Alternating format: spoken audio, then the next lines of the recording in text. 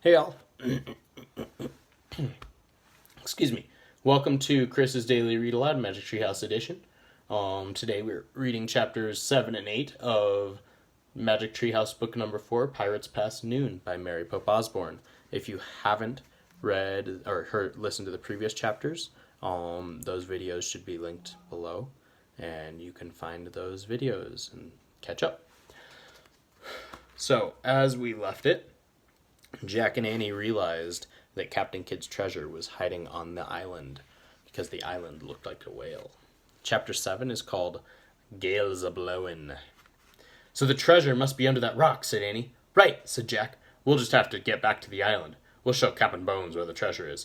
Then, while the pirates are digging, we'll sneak up to the treehouse. And make a wish to go home, said Annie. Right.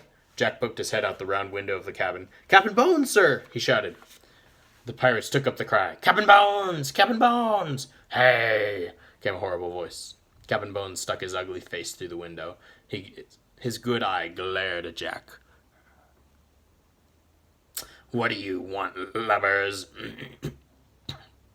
We're ready to tell you the truth, sir, said Jack. Go ahead. Go ahead, growled Cap'n Bones. We know where Captain Kidd's treasure is. Where?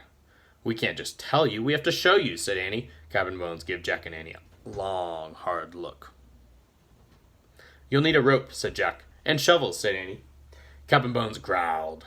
Then he roared at his men. Get some ropes and shovels. Aye, aye, Cap'n. Then throw these lubbers in the boat. We're going back to the island. Aye, aye, Cap'n. Back in the rowboat, Jack saw that the sky had grown even darker with clouds. The waves were bigger. The wind was howling. Gale's a blowin', said Pinky. You'll see a gale if you don't get me gold today. By thunder, Cap'n Bones shouted. Row, dogs, row! The three pirates battled the waves until the rowboat reached the island. They all piled onto the shore. Cap'n Bones grabbed Jack and Annie. Okay, lubbers, he said. Now show us where the treasure is. There, said Annie. She pointed at the black rock near the tip of the island. Under that rock, said Jack. Cap'n Bones grabbed Jack and Annie and dragged them down the beach to the black rock. Get to work, Cap'n Bones said to Pinky and Stinky. What about you, said Annie. Me? Work? Cap'n Bones chuckled. Jack gulped. How could they get away from him? Don't you think you should help your friends, he said. Cap'n Bones gave Jack a horrible grin. Nay, I'm going to hold you two till there's treasure in me hands. Chapter 8. Dig, dogs, dig. Pinky and Stinky tied their rope around the big rock. The wind howled. The two pirates pulled and pulled and pulled. They need help, said Jack. Ah, let the dogs do the work, growled Cap'n Bones. You're not very nice to them, said Annie. Who cares, roared Cap'n Bones. Cap'n, we got it, shouted Pinky. They started pulling the rock across the sand. Now let's dig where the rock was, said Jack. All of us. But Cap'n Bones ignored his suggestion. Dig, you dogs, he shouted. Pinky and Stinky started to dig. The wind blew even harder. There was going to be a thunderstorm. Ow, I got sand in me eyes, Pinky whined. Ow, my back hurts, Stinky cried. Dig, shouted Cap'n Bones. He held Jack and Annie with one hand. With the other, he pulled out the gold medallion. He tossed it at the two pirates. It fell into the hole. Dig for more of these, you swine, he said. Squawk! Look, Annie said. Polly was back. She was circling above them. Go back! Go back! She squawked. Stinky and Pinky looked up at the parrot. They scowled. Dig! Shouted Cap'n Bones. A big storm's coming, Cap'n, said Pinky. Go back! Squawked Polly. The bird's an omen, Cap'n, shouted Stinky. Dig, you dogs! Cried Cap'n Bones. Go back! Squawked Polly. The bird's warning us, shouted Pinky. We've got to get to the ship before it's too late. The two pirates threw down their shovels. They started running toward the rowboat. Mutineers, come back, shouted Cap'n Bones. He dragged Jack and Annie down the beach as he ran after his men. Stop! But the pirates kept running. They got to the rowboat and pushed it into the sea. Wait! Cried Cap'n Bones. Stinky and Pinky jumped into the boat. They started rowing. Wait! Cap'n Bones let go of Jack and Annie. He ran into the water. Wait, you dogs! He hauled himself into the rowboat. Then the three pirates disappeared into the spray of the waves. Go back! Squawked Polly. She means us, said Annie. Just then the storm broke over the island. The wind howled. Rain fell in buckets. Let's go, cried Annie. Wait, I have to get the medallion, shouted Jack.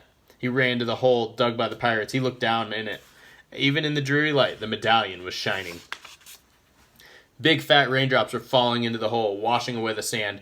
Jack saw a patch of wood. Then the rain cleared away more sand. Jack saw the top of an old trunk. He stared. Was it Captain Kidd's treasure chest? "Hurry, Jack!" cried Annie. She was halfway up the treehouse ladder. I found it, cried Jack. I found the treasure chest. Forget the treasure chest, said Annie. We have to go now. The storm's getting worse. Jack kept staring at the chest. Was there gold inside? Silver? Precious gems? Come now! Come on! Now Annie was shouting from the treehouse window, but Jack couldn't tear himself away. He brushed the rest of the muddy sand off the chest. Jack, forget the treasure chest, cried Annie. Let's go! Go back, squawked Polly. Jack looked at the parrot. She was perched on the black rock.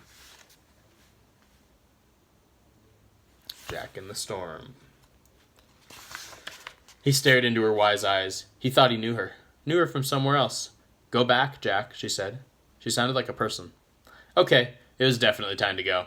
Jack took one last look at the treasure chest. He clutched the gold medallion, then he took off, running toward the treehouse. His socks and rain boots were still there. He quickly pulled the boots on. He shoved the socks into his backpack. The rope ladder was dancing wildly in the wind. Jack grabbed it. The ladder swayed as Jack climbed. He was tossed this way and that way, but he held on tight. At last he pulled himself into the treehouse. Let's go, he cried. Annie was already holding the Pennsylvania book. She pointed to the picture of Frog Creek. I wish we could go there, she shouted. The wind was already blowing hard, but now it blew even harder. The treehouse started to spin. It spun faster and faster. And everything was still. Absolutely still. End of the chapter. Chapter 9 is The Mysterious M. So we're going to hold off on this one until Monday. So if we do any other read-alouds this weekend, they will not be Magic Treehouse. So tune in Monday for chapters 9 and 10 to find out what happens next to Jack and Annie. Thank you for listening. I hope everyone has a great weekend. Have a good one. Bye.